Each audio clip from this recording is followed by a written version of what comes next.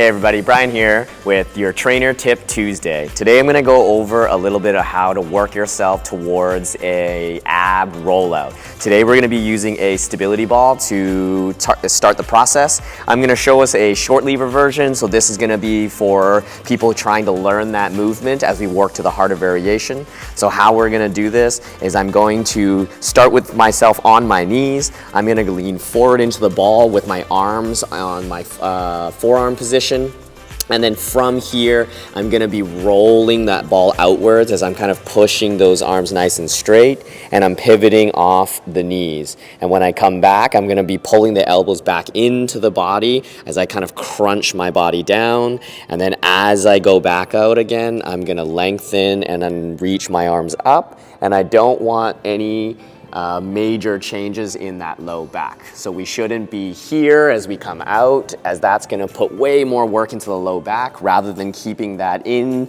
to the core. So what I want you to think about is focus on tucking that pelvis in, at the very least keeping it neutral, or even tucking further to emphasize loading into your core. So the key thing is, as you come out to this position, we don't want to see any changes in that upper or even that lower body. We want everything to kind of flow nicely together.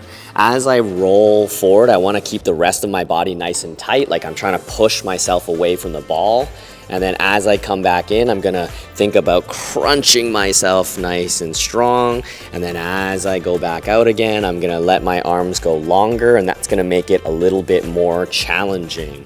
And so that's probably the easiest way to approach the rollout. And then we can then progress these to harder versions of the exercise. All right, so once you have mastered that kneeling version, we can then move to a longer version. So I'm gonna set myself up in the same way. My forearms are gonna be on the ball. I'm gonna start in a push-up position.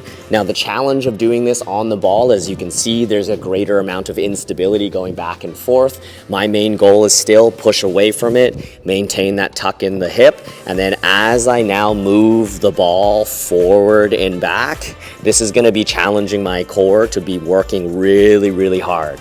I have to make sure I'm not flat into it or losing that nice neutral spine position.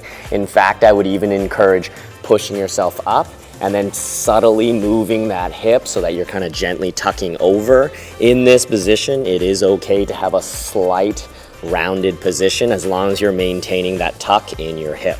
All right, everyone, that's gonna be your trainer tip for today. Catch us on the next Trainer Tip Tuesday, and have a great day.